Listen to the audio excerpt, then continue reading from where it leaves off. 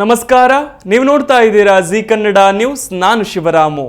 ದಿನದ ಎಲ್ಲ ಪ್ರಮುಖ ಸುದ್ದಿಗಳನ್ನು ನೋಡೋಣ ವಿಶೇಷ ಸಮಾಚಾರದಲ್ಲಿ.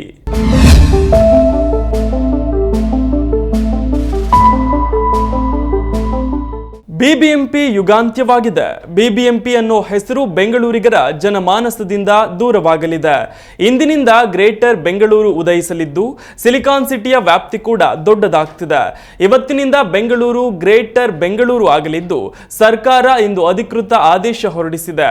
ಸಿಲಿಕಾನ್ ಸಿಟಿ ಬೆಂಗಳೂರು ಕೇಂದ್ರ ಉತ್ತರ, ಬೆಂಗಳೂರು ದಕ್ಷಿಣ ಈ ರೀತಿಯಲ್ಲಿ 3 ಪಾಲಿಕೆಗಳಾಗಿ ವಿಸರ್ಜನೆಯಾಗಲಿದೆ. ಜೊತೆಗೆ ಬಿಬಿಎಂಪಿ ಅನ್ನೋ ಹೆಸರು ತನ್ನ ಅಸ್ತಿತ್ವ ಕಳೆದುಕೊಳ್ಳಲಿದೆ. ಕಾಯ್ದೆ ಪ್ರಕಾರ 3 ಇಲ್ಲವೇ 5 ಪಾಲಿಕೆಯನ್ನಾಗಿ ಮಾಡಿ ಗ್ರೇಟರ್ ಬೆಂಗಳೂರು ಕೇಂದ್ರ, ಗ್ರೇಟರ್ ಬೆಂಗಳೂರು ಉತ್ತರ, ಗ್ರೇಟರ್ ಬೆಂಗಳೂರು ದಕ್ಷಿಣ ಹೀಗೆ ನಾಮಕರಣ ಮಾಡುವ ಸಾಧ್ಯತೆ ಇದೆ. ಜಿಬಿಎ ಆಡಳಿತಾಧಿಕಾರಿ ಅಧಿಕಾರ ಚಲಾಯಿಸಲಿದ್ದಾರೆ. ಹಾಗೆಯೇ ಗ್ರೇಟರ್ ಬೆಂಗಳೂರು ಪ್ರಾಧಿಕಾರದಲ್ಲಿ ಸಿಎಂ ಸಿದ್ದರಾಮಯ್ಯ ಅಧ್ಯಕ್ಷರು, ಬೆಂಗಳೂರು ಅಭಿವೃದ್ಧಿ ಸಚಿವರು ಉಪಾಧ್ಯಕ್ಷ ಆಗಿರಲಿದ್ದಾರೆ.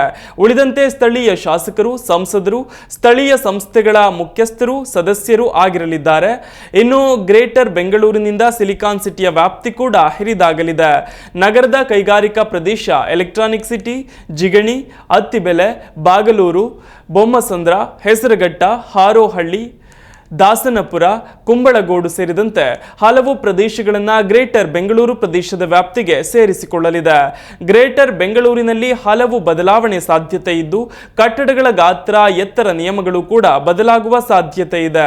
2007ರಲ್ಲಿ ರಚನೆಯಾಗಿದ್ದ ಬಿಬಿಎಂಪಿಯ 2010ರಲ್ಲಿ ಸ್ಥಳೀಯ ಚುನಾವಣೆಗಳು ನಡೆದಿತ್ತು. ಇಂತಹ ಬಿಬಿಎಂಪಿ ಇವತ್ತು ತನ್ನ ಅಸ್ತಿತ್ವ ಕಳೆದುಕೊಳ್ಳಲಿದ್ದು ಇವತ್ತಿನಿಂದ ಗ್ರೇಟರ್ ಬೆಂಗಳೂರು ಜಾರಿಯಲ್ಲಿದೆ. ಕಳೆದ 4 ವರ್ಷಗಳಿಂದ ಬಿಬಿಎಂಪಿ ಚುನಾವಣೆ ನಡೆದಿಲ್ಲ. ಇಂತಹ ಸಮಯದಲ್ಲಿ ಗ್ರೇಟರ್ ಬೆಂಗಳೂರಿನ ಆಡಳಿತದ ಬಗ್ಗೆ ಕುತೂಹಲ, ಪ್ರಶ್ನೆಗಳು ಕೂಡ ಹುಟ್ಟಿಕೊಂಡಿವೆ. ಸಂವಿಧಾನದ 10ನೇ ಅನುಸೂಚಿಯಡಿ ಸಭಾಧ್ಯಕ್ಷರ ಅಧಿಕಾರ ಮತ್ತು ನಿಯಮಗಳನ್ನು ಪರಿಶೀಲಿಸುವ ರಾಷ್ಟ್ರೀಯ ಸಮಿತಿಗೆ ಕರ್ನಾಟಕ ವಿಧಾನಸಭೆಯ ಸ್ಪೀಕರ್ ಯುಟಿ ಖಾದರ್ ಅವರನ್ನ ನೇಮಕ ಮಾಡಲಾಗಿದೆ.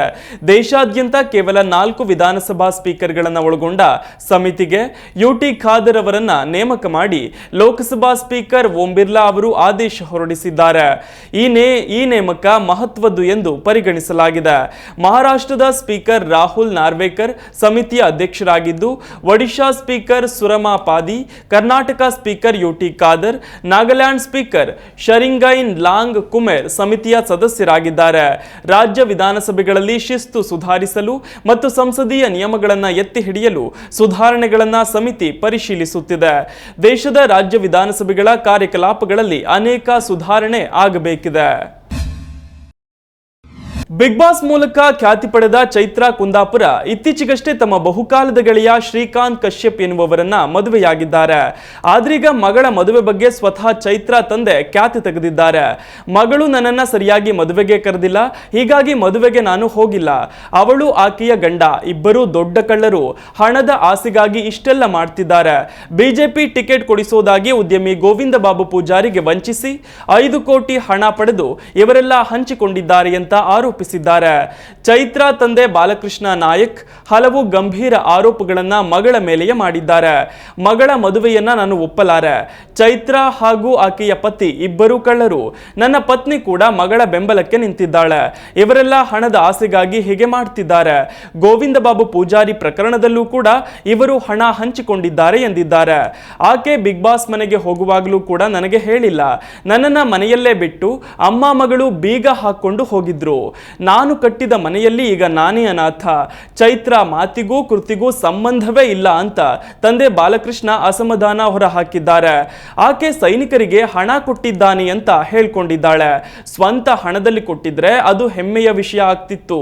ಮೋಸದ ಹಣದಲ್ಲಿ ಆಕೆ ಕೊಟ್ಟು ಪ್ರಯೋಜನ ಏನ್ ಬಂತು ಅಂತ ಪ್ರಶ್ನೆ ಮಾಡಿದ್ದಾರೆ. ಮಗಳು ಮತ್ತು ಹೆಂಡತಿ ಹಣಕ್ಕಾಗಿ ನನ್ನನ್ನ ದೂರವಿಟ್ಟಿದ್ದಾರೆ. ಚೈತ್ರಾ ಪತಿ ನಮ್ಮ ಮನೆಯಲ್ಲೇ ಇದ್ದವನು, ಅವನು ಕೂಡ ಕಳ್ಳ. ಅವರಿಗೆ ಮಾನ ಮರ್ಯಾದೆ ಇಲ್ಲ. ಈಗ ನನ್ನ ಕುಟುಂಬದ ಮಾನ ಮರ್ಯಾದೆ ಕೂಡ ತೆಗೆದ್ರು ಅಂತ ಬೇಸರ ಹೊರ ಹಾಕಿದ್ದಾರೆ. ಚೈತ್ರ ತಾನೇ ಮನೆ ನಡೆಸೋಳು ಅಂತ ಬಿಂಬಿಸಿಕೊಂಡಿದ್ದಾಳೆ, ಅದು ಸುಳ್ಳು. ಗೋವಿಂದ ಬಾಬು ಪೂಜಾರಿ ಪ್ರಕರಣದಲ್ಲಿ ಈಕೆ ಹಣ ಹೊಡೆದಿದ್ದಾಳೆ. ಆ ಹಣವನ್ನ ಬೇರೆ ಬೇರೆ ಬ್ಯಾಂಕ್ಗಳಲ್ಲಿ ಡೆಪಾಸಿಟ್ ಇಟ್ಟಿದ್ದಾಳೆ. ಪಡ್ಡೆ ಹುಡುಗರ ಹೆಸರಿನಲ್ಲೆಲ್ಲ ಡೆಪಾಸಿಟ್ ಮಾಡಿ ಬಾಂಡ್ ಮೇಲೆ ಸಾಲ ಪಡೆದಿದ್ದಾಳೆ. ನನ್ನ ಮಗಳು ಅಂತ ಹೇಳ್ಕೊಳ್ಳೋದಕ್ಕೆ ನನಗೆ ನಾಚಿಕೆಯಾಗತ್ತೆ ಅಂತ ಚೈತ್ರ ತಂದೆ ಮಗಳ ಇತಿಹಾಸ ತೆರೆದಿಟ್ಟಿದ್ದಾರೆ. ಜನ ಆಕೆಗೆ ಮನ್ನಣೆ ಕೊಡಬಾರದು, ತಂದೆ ಇಲ್ಲದ ಮಗಳು ಅಂತ ಹೇಳ್ಕೊಂಡು ತಿರುಗ್ತಿದ್ದಾಳೆ. ತಂದೆಗೆ ಅನ್ನ ಹಾಕದವಳು ಏನ್ ದೇಶ ಸೇವೆ ಮಾಡ್ತಾಳೆ ಅಂತ ಆಕ್ರೋಶ ಹೊರ ಹಾಕಿದ್ದಾರೆ. ಆದ್ರೆ ಮತ್ತೊಂದೆಡೆ ಚೈತ್ರ ಇನ್ಸ್ಟಾಗ್ರಾಮ್ ಸ್ಟೋರಿಯಲ್ಲಿ ಅಸಮಾಧಾನ ಹೊರ ಹಾಕಿದ್ದಾರೆ.